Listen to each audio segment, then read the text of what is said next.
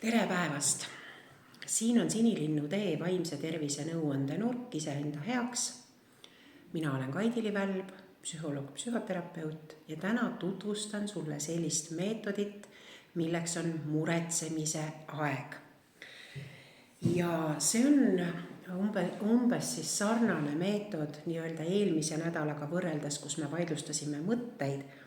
Et muretsemise aeg on ka siis selline meetod või selline töövahend, mis aitab sul muretsemisele kulutatud aega vähendada ja aitab siis oma pea nii-öelda selgena hoida. Selleks see harjutus või see meetod tundub pealt näha väga selline koomiline või isegi ütleks eesti keeles välja, et lausa ajuvaba. Ja kui ma seda ülikoolis õppisin, siis me naersime selle üle, et nii, vabandage väljenduse eest, aga nii loll ikka annab olla, et kes võtab muretsemiseks eraldi aja endal, eks ju. Aga tegelikult on asi väga lihtne, et kui sul on palju muremõtteid, siis leia omale iga päev tund aega. Mina oma kogemusest ütlen, et tund on liiga palju, võib piirduda ka näiteks 30 minutiga. Aga mida sa pead ära otsustama, on see kindel aeg, millal sa hakkad muretsema. Ehk siis on see siis hommikul kell 6 või 8:30 või on see õhtul, ma ei tea, 7:30 kuni 8:00 on ju.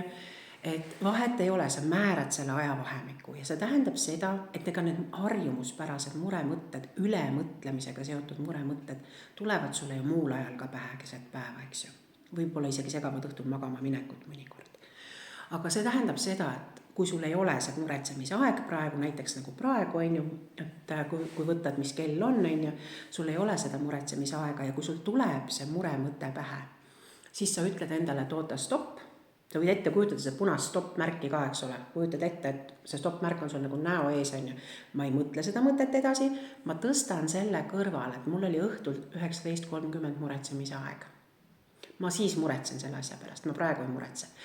Et see kõlab nagu jaburalt, aga tegelikult, kui sa teed seda mingisugune nädal aega või rohkem, et sa oled järjepidev olnud, sa märkad seda, kuidas see asi sul tegelikult tööle hakkab. Sa tõstad siis selle oma muretsemise aja peale. Iga kord, kui sul tulevad need mõtted, sa lükkad selle asja edasi. Ja kui see aeg kätte jõuab, sõltumata sellest, kas on 12:00 keset päeva või 19:30 õhtul on ju, siis sa meenutad neid asju, mida ma see päev mõtlesin. Ja ideaalne on see, kui sa kirjutad need mõtted isegi üles, et muretsesin sellepärast ette, eks ju, ja kirjutad need lahti, aga sa võid ka lahti mitte kirjutada, lihtsalt fikseeri need mõtted ära, punkt 1, mure see, punkt 2, mure teine ja nii edasi on ju.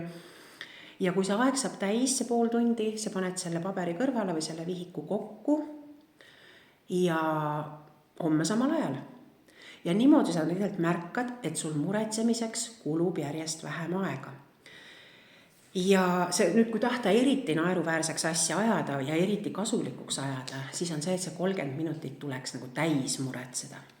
Mis tähendab seda, et kui sa tunned, et sul ei ole enam muremõtteid, siis sa ikkagi otsid veel, tegelikult ma olen selle peale ka mõelnud ja see mul ka häirib ikkagi ja sa paned need asjad kirja. Ja mingil hetkel sa näed, et sul päriselt ka jääb neid pingelisi ärevaid mõtteid vähemaks ja siis sa võid seda muretsemise aega vähendada näiteks 20 minutile või 15 minutile. Aga sa ei vähenda seda kohe, vaid sa märkad seda, et sul juba 100 mõtet hakkavad korduma, et siis sa hakkad vähendama neid. Ja kuni ühel päeval sa tunned seda, et see on nii naeruväärne, on muretseda nende asjade üle, mille pärast sa muretsed. Et see muretsemine kaotab nagu igasuguse mõtte. Ja selle harjutuse eesmärk ongi just muretsemist naeruväärseks teha. Nii naeruväärseks, et sa ei taha selle üle enam muretseda. Mina olen Kaidili Välb, sinu psühholoog ja psühhoterapeut. Rõõmsate kohtumist!